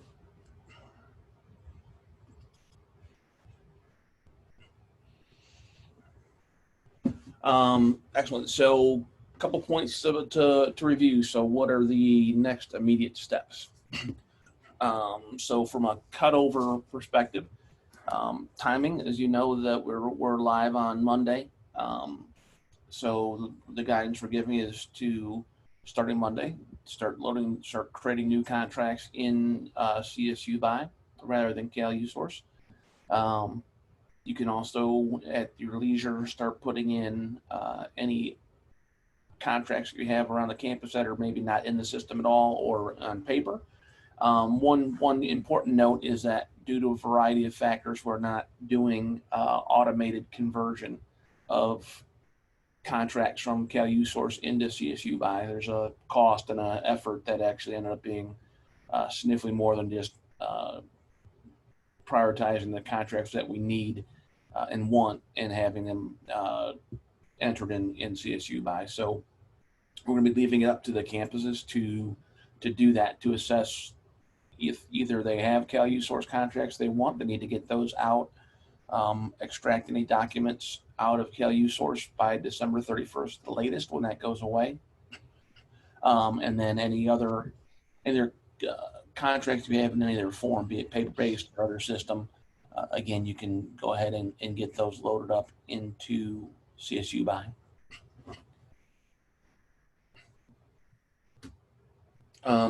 For suppliers. So we show you the supplier request form. We have pre-seeded the system with, I have 200 here, but it's actually closer to 300 or so suppliers, so that they're available to add as a contract party when you create contracts, and then further in sourcing. The population we did was, we basically pulled the 200 top suppliers from activity and volume last year, and also any suppliers with current system-wide agreements that are in place. So that should be a pretty good number. The data we had, we did not add addresses or contacts, however. So when you go in to when you add those second parties to a contract, in all likelihood, you're going to need to add, if you want, you can add a location and a contact. So right now, you'll just see the supplier. The reasons for this are a couple. When we get to phase 3, we'll be doing a full supplier move to a single supplier master database. So we're doing some supplier cleanup across campuses, and this is one method to make sure we contain the new population. This does not replace any current supplier request processes you do with CFS. That still remains in place in order to get suppliers set up for payment with all their related documentation and forms. The supplier requests for Jagger at this point just gets them available for contracting or sourcing events. And again, like Chris walked through that form, that'll out to David's team. Some search basics that are worth remembering. This deck will be sent out after training's over. What Chris showed in early on in the search is that the way Jagger comes out of the box defaulted, there are 2 fields that inevitably the first time you go in to find your draft contracts, you won't find them because of these 2 fields. And that's the active for shopping flag, and that's a designation for the supplier that'll make more sense when we have e-procurement going. Under those, once we have e-procurement going with contracts, there's a use to have a supplier set for shopping or not. In those cases, you may have a supplier that we're using now for contracts or just sourcing events. We won't be able to use them for those purposes. However, we don't want the general user population to be able to buy things from them yet because maybe they're not approved or whatever. So that's where the active for shopping flag comes in handy. And then the effective date, again, if things are just a draft, they're not going to be effective dated. Yeah, they won't have an effective date, so they won't show up in that search. So it's just remember, so the takeaway for right now is when you go to do your first search, you see nothing, think back to the slide and you'll know there's an answer. So other points on searching, again, as Chris walked through the search pretty in depth. We have the names, work groups, which is campus, system-wide, all the different attributes that are on the contract we'll be able to search by. There's an auto numbering system, and that'll apply to even old contracts that you load in. However, there is a field available to put in that legacy contract number, and we do that just so that even though the original agreement number, original contract number is on the old agreement, be on paper or whatever, we do still generate a new one so it's consistent for searchability. So our tips and tricks, like I mentioned, our change folks are always vigilant at adding new tips and tricks, so they'll be publishing a number of lists in those. Just a couple key ones. Just Chris pointed out all of these. E-signature, until we get more templates out there predetermined, you're always going to use that manual placement. Approval workflows, that is, again, up to your discretion, knowing who needs to actually review or approve contracts. One thing I like to highlight at the end here too is just that one distinction of reviewing and approvals. So in those review steps, be it either internal or external review rounds, that is the time for all things negotiation, redlining, changing verbiage, etc. Once it gets to an actual approval step, be it ad hoc or whatever, it is the assumption is that there's no more negotiation, right? It's strictly approving that which is fully agreed. And you're getting some other approval, it's awareness, or you get the okay to go ahead with it. But that's another point I'd like to make. One other point on draft contracts: there isn't a good status for like, I'm not going to use this anymore, but I don't want to get rid of it. So we do recommend, unless you just started a contract and you legitimately didn't want it, you can delete those drafts. However, sometimes you'll spend a good deal of time on putting together a contract with different artifacts or attachments and messages in the communication center, and sometimes it's worth keeping that around for future reference. So that way you just leave those drafts as they are. As we get into Monday for tools and support, how will be supported? So we've got office hours will be ongoing. Those invites should be coming out through one of the listserv mechanisms there. So for next week, for next few weeks, we'll have a variety of morning and afternoon time set aside. We'll have folks from Rise Now and CSU and the Chancellor's office on the line just to support with any questions you guys have. Really, it's kind of a couple purposes. One is, we know going through the training once is kind of fast and furious. When you actually do your first contract, we're more than happy to walk you through that. If there's any other questions or things you want to recap from training, that's great. And it also provides a forum to provide additional feedback. So if you after a while you go through the system, you find out, boy, it'd really be great if we track this attribute on contracts. That's a forum to bring that up, and our goal is to keep making it simpler for you guys to use. Training materials, as we put in the chat, we have quick reference guides, FAQs, and we're also working on short video clips. The video clips are more geared towards suppliers and more geared in the sourcing area, but we'll have some as well for users, just little snippets of how to do some of the activities involved in the contract. More importantly, we have our quick reference guides that are out there, along with frequently asked questions, and also we have numerous recorded sessions of walkthroughs with a couple different hosts that you're more than welcome to review again, and that is all posted on the site that David sent the link out into the chat on the CSU procurement site. You can also talk to your CPR. So the CPRs have been involved for several weeks and have been in the system, and again, ideally they could act as sort of a first tier question and answer for you with contracts. And then finally, you can always submit a question or issue to the Chancellor's office. And there's a form out there in ServiceNow at the Contact Us that'll create a ServiceNow request. Again, it's loaded as an issue, but it could be an issue, it could be a question, whatever you want to submit information-wise. Please allow 2 business days for a response. Questions and next steps. Go live Monday. We do ask that if you've never logged into CSUBUY, please hit the production link in the chat. That'll create a Jagger login for you, and over the weekend we will add the right permissions for your role. As also known in the chat, if you are in a test environment already and you've added that Word plugin, you will need to add the production Word plugin when you're in your production Jagger environment. They can both run. It's fine to have them both. You do need to have both those plugins in Microsoft Word, so you have a second device in your.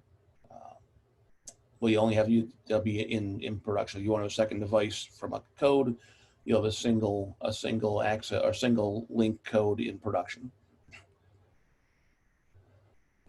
Look for the office hours invites. I'm not sure. I'm actually not on the distribution those go out to, so I'm not sure if those have gone out yet. but we will get those out by end of day today at the minute latest.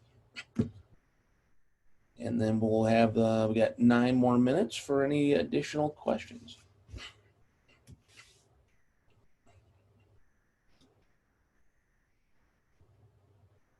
Any questions from the group? So far, this group has had the least chat activity of any training session. I had a question. It's Michelle from Cal Poly. Hi, Michelle. Hello. So I know you said right now we don't really have the templates in there. Mhm. So if we were to author an agreement right now, how would we pull in the CSU master page agreement with the signature blocks and exhibits and dates and all that stuff? Yep. So you can still upload documents to be your master document. So it'd be a manual document we'd have to upload. And we do have the one. We do have the one out there. The one in the one full in the clause library. We do have the full general services agreement. Yeah, and Michelle, let me ask you a question. Do you always use on your contract that the system-wide that template cover page? We kind of internally have a threshold of 100,000 just to reduce risk. Over 100,000, it's Okay. a bilateral signing. Because that's an existing template. It doesn't have a lot of information on it, but if that's something people use, we could put that in there as a standard template that could be selected on multiple contract types that it's applicable for until we get other templates built out. It's a place to put the signature fields, and then you can add the additional documents and contract language to that or wherever you want to do it. So if there's benefit to that, we can look to do that fairly shortly. And then in the plugin or in the Word, all the different general provisions are currently available in there to pull in. The general provisions, yes, for services, IT supplementals, and for goods, yes. You do there. You just create you use a new blank Word document instead of a template, and then in the clauses you can. And when you get in there to edit, you can just say add clauses, and those are available. Okay. I did have a question on when you set up a document required in the obligations, and you go in and complete that. Is that where you have to put a document in there to complete it? You can you can set it for that. It's optional, so you can. It depends on what the need is from either a supplier or someone internal to satisfy the obligation. If sometimes if it's like you're looking for some insurance certificate to make sure it renewed every year, you may have them actually force them to attach that certificate. So if you select it there, you should be careful that you really want that done because it will make you have that to complete the action, or can you? Yeah, it will. It will. And then when you do that, where does that document live? In the attachments? Yes. Yeah, there's a separate tab under attachments for the obligation attachments. Yeah. Okay. Nice thing, it all stays with that contract record along with communications, other attachments, other obligations. It's all. Do we have a QRG for a supplier side how to review their external round made? I don't know that we do, but it should feel pretty normal to them because literally they're just responding back to an email. So it shouldn't be anything different than they do today. So if you send them an email with the attachment, they're literally just going to get an email, look at it, update the document, and reply back to the message. So it should look exactly the same as what they would do today, I would presume. But Beth, we do have one, all right? Yeah. We don't have the supplier side one built out. Might not be a bad idea. Okay. Yeah, I mean, like Chris said, it's. I mean, yeah, it's. We can put something simple together, but basically, just like Chris said, just get an email with an attached Word doc and review the Word doc and send it back. So. And the call out there is just to have them respond to the email from which they received it from. Yeah. So then it gets tracked back in through CSUBUY versus them starting a new email that's directly to you, and then you would have to bring their attachment into the contract. Maybe that's pertinent information to put on the QRG if we end up doing one. Yeah, okay. No, I think that's probably that's the important. Respond to the link that you got, not in a separate email. Don't do a separate email. Yeah. No, good call out. And then when you are doing back and forth with the suppliers in the Word docs, I know a current practice is that a lot of people put comments over in the body of it, kind of to say, hey, I don't really like this section and here's why. Is that something that we can do still, and we just have to kind of delete them before we finalize? Yeah, are you talking about the standard track changes functionality in Word? Yeah, and like Yeah. comments off to the right and things like that. Yeah, you can definitely do that, but you do need to make sure and clear that all out before you submit it for final approval. Okay. Just like you would when you were, doing your you accept or delete or reject all changes, clear out the comments, and then when the document's final, that's when you would, send it for signature. And I think I remember when you're assigning users an access, the contract manager function, is that only prior while you're authoring, and then after execution, it really doesn't do anything? Is that accurate? Or are they still allowed to do things after the contract is executed? Any other contract managers you add? So the contract managers could potentially amend your record. Yeah, so if they have access to the contract as a manager, they can go in and make an amendment. So they would have to go through the amendment process. They couldn't just make Correct. updates on. Yeah, and it's audited. There's you can time-stamped date. What they did. So if someone amended your contract, we could see who it was and when they did it and what they did. Okay. If a supplier has it checked out to them, it looked like we were not really able to make any changes. So let's say they're non-responsive or taking too long. Can we pull that back? Absolutely. Yep. Okay. Yep. I think that was my last question. Thank you. Thanks, Michelle. Thank you. Who else has a question? This is Ashley at Slow. For internal and external reviews, is there a limit to the number of people that you can assign to review it? Virtually no, but if you go over 100, you really got to question something. Just reasonableness. Okay. No technical limitation. Okay. Thank you. We'd love to hear the use case of over 100. Try not to make it over 100. I'd love to hear the use case over 10.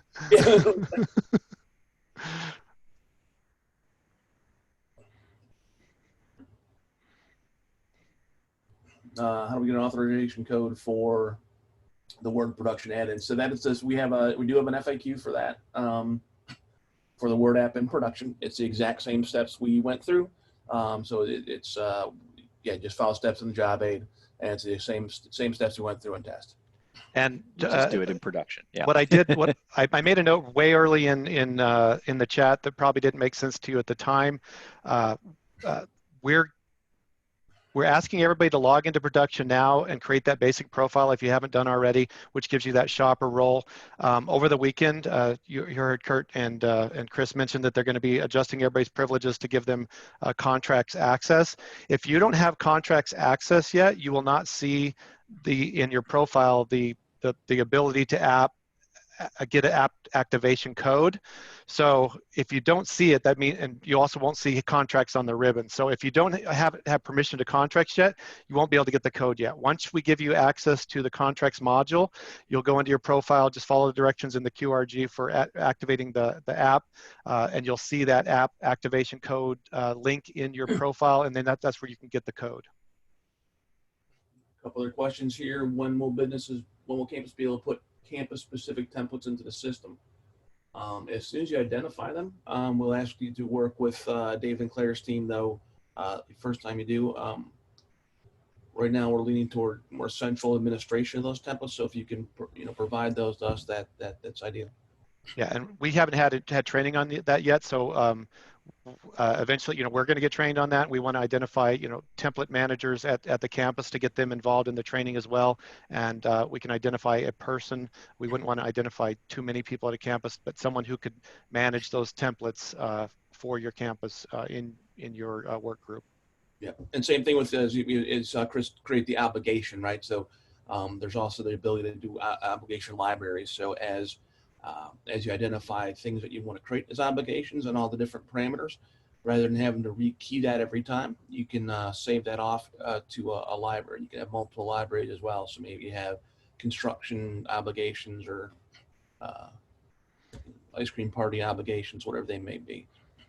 Yeah, we just wanted to get it into your hands with as much functionality that you already have in CalUSource, as possible. So we're delivering it with the same functionality as CalUSource, and we're just going to continue to get better and better. So we didn't want to hold off and then try to give this to you at the end of the year and have a mad rush to put your contracts in there. So some organizations try to go out on the road of getting all their legal documentation and clauses and templates done, dusted, and buttoned down, and identify every possible thing before they go live, and you end up spending 2 years in analysis, and you never use the system. So that's how we're pushing ahead.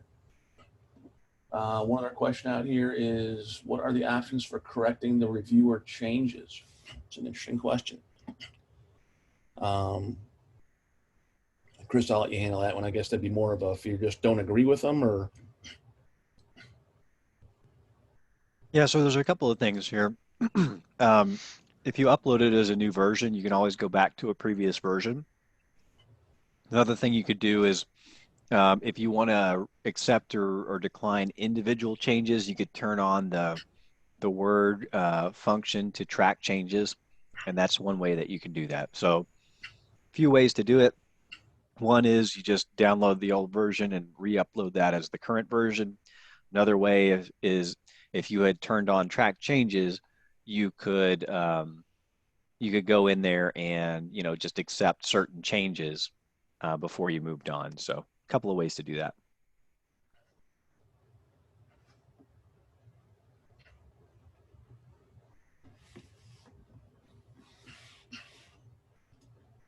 Anything else at the buzzer here? Again, QRDs will come out. You get an email from Claire Smith later at some point today, probably pretty quickly, with the links to everything. And then is Dwight on the call? Is Dwight on now? You should have, if you don't have already, the invites to office hours next week. You'll have them soon. Otherwise, feel free to reach out to anyone on the team. You can reach out to me and Chris directly. Our emails on most of the communications, or you can get us through Dave and Claire. But we are here to help.